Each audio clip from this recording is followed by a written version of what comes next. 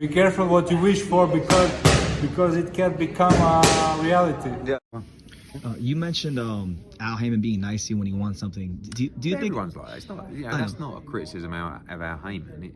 If he wants something, he's going to deal with you. Okay. If he doesn't, he don't want to. Do you think he'd be nice to you if you maybe negotiated a SUBRIEL Matias, Cruz, Puerto Rico, Mexico unification fight?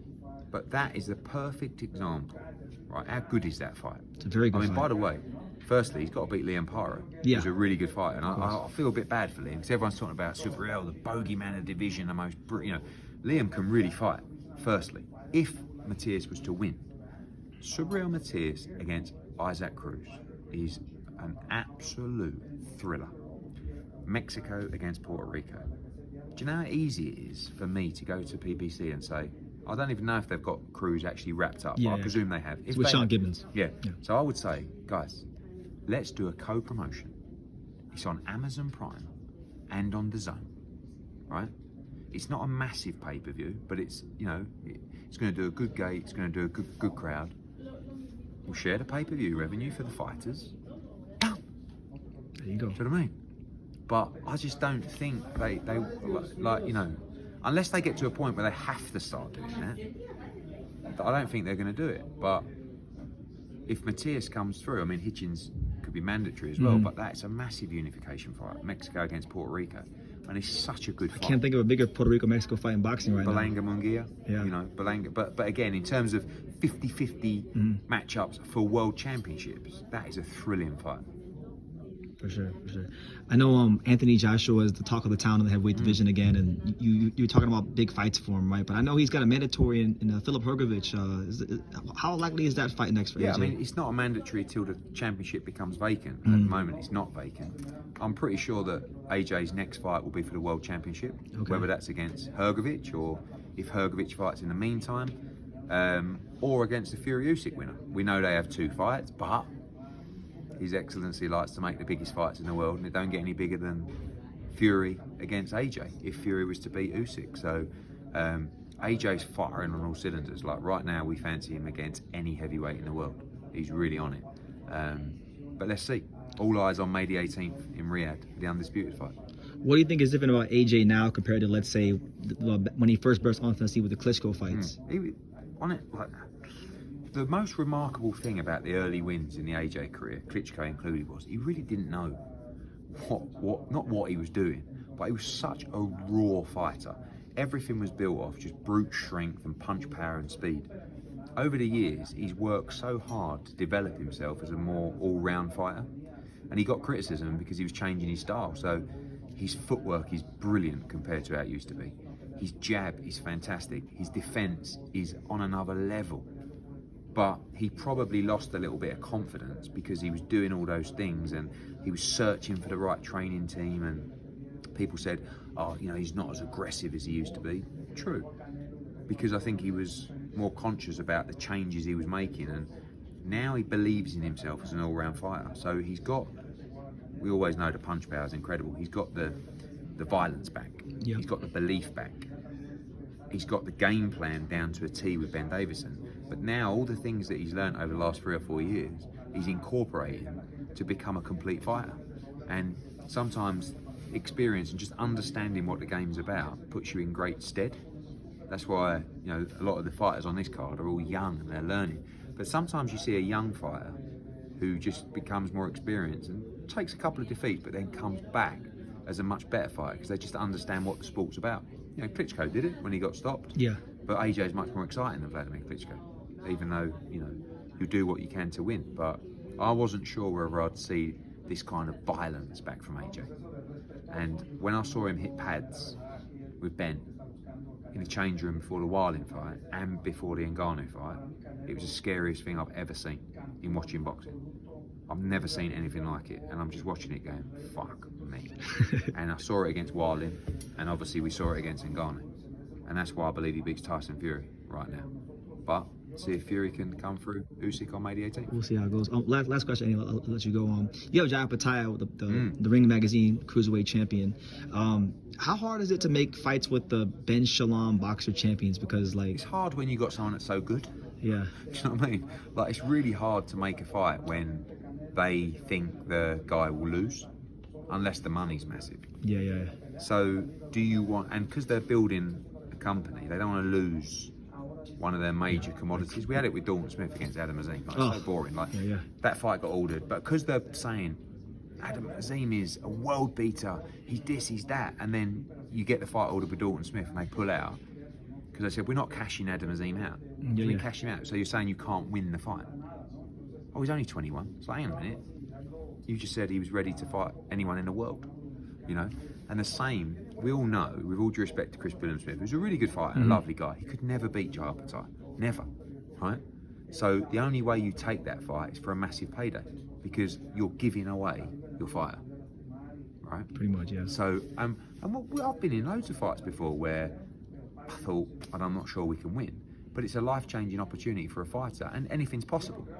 But, you know, for Jai, I see him move into heavyweight. Firstly, he rematches Bradis on May the 18th. Okay. Great fight on the Fury Usyk card. But we do want unifications. Listen, I think a unification that would be great to make is Zerdo Yes. against Opetaia. And obviously with the DAZN platform, you know, maybe a big fight in Saudi. We did the Bivol Zerdo fight in Abu Dhabi previously. It's a great fight. All right, thank you. Cheers, boys. All this kind, like, Why is that? Why do you feel that is? probably a few things. I mean, obviously I'm outspoken. I like to give you guys good content. I like to speak my mind. I'm from the UK. So, like, if an American promoter, and they've never, well, PBC tried years ago, tried to break into my market, probably get my back up as well, you know. But, I don't know. I think that in boxing, what I've learned is that some people will put ego to the side to do business. Some people won't. Like, the reality is that PBC and Al Haymon really don't want to do business with anyone. Like, they don't want to match their fighters with any other stable. I think we've established that. Arum, I could burn down Bob Arum's house and he would do a deal with me an hour later. Like, he's a different kind of animal. Do you know what I mean? Yeah. But I can't, you know, I mean, I have a great relationship with Louis DeCubas. I think he's a very smart guy. We do a lot of business together. But I've never been able to even have a conversation with doing a fight with PBC. Which is weird, really, because, like, now that they don't have any shows other than a handful of pay-per-view shows on Amazon, we should be actually doing, like, those share platform events where I could get we could do massive fights where I could get their fighters out. You know, we could do it on Amazon, we could do it on DAZN. I mean, you're seeing Munguia and Canelo. it's a great example. You know, like, that works. You have to remember that just because you have a big platform, it doesn't mean that people are going to buy a pay-per-view. True. Like, with DAZN, they have millions of subscribers over a period of time, right, who have been subscribers of DAZN. And some come, some go, some come, some go. But what you have is you have a captive boxing audience. So who are going to do more buys for Canelo against Munguia? DAZN or Amazon? It's DAZN. Because they've been consistently doing Canelo fights over the years. Fight fans know where to find Canelo Alvarez. Do you know how to go to Amazon and go through that process of, it's just not, if you're a fight fan, where are you going to watch it, you know? And I think we're in a great position. I'm really excited about the schedule, really excited for Saturday night. I think it's a really good card. Smaller card for us, but yeah, boxing's just a weird... You think it gets a little personal to the point where, like, have you even had a conversation with Al, like, on the phone? Like, I've met Al a couple of times. yeah. Is he nice? Yeah, I've seen Yeah. a lot. Al's lovely when he wants something. Yeah. Yeah, the first time I met Al, we were trying to make Chavez against Froch, Okay. and he really wanted that fight, and he was very nice to me. The next time I met Al, we were trying to make Wilder against Joshua, and it wasn't the greatest negotiation. But he is a very smart guy. I'd certainly never underestimate him. People just do business in different ways. You know, sometimes we get criticism about looking at P&Ls and balance sheets. When I do a show, I want it to financially be secure.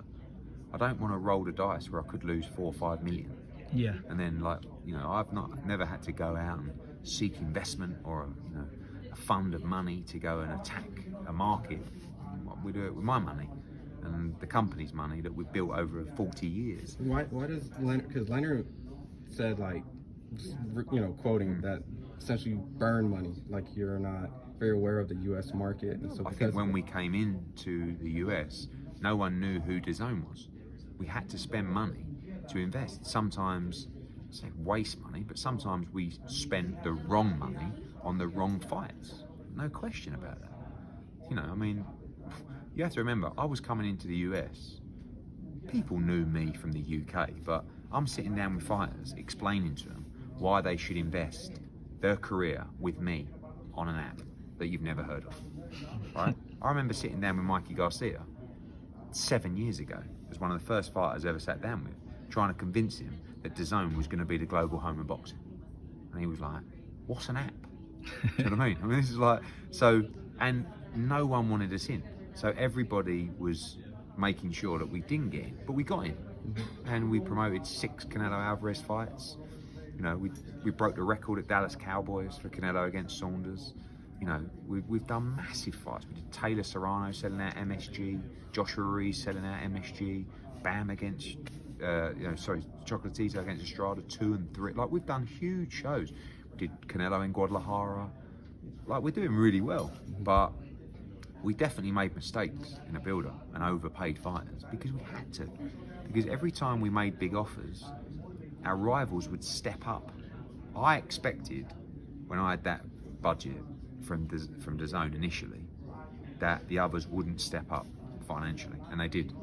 Top Rank, PBC, they all started matching us, and if you're, and Al's very good at convincing fighters to stay, regardless of the activity, regardless that there's more money on the table. He's outstanding at convincing fighters to stay, and he did that really well, you know. And it was hard for a while, and it was only really over the course of time where people kind of went, oh, they're still here. Oh, they're doing well. Oh, they've got Canelo. You know, they've signed Canelo. Oh, okay. But yeah, boxing's a weird business. Thank you for watching another video on the untouchable True School Sports Empire. I'm at the Boxing Hall of Fame out here in Canterbury, New York. And for more great boxing content just like this video, make sure you click and subscribe right over here.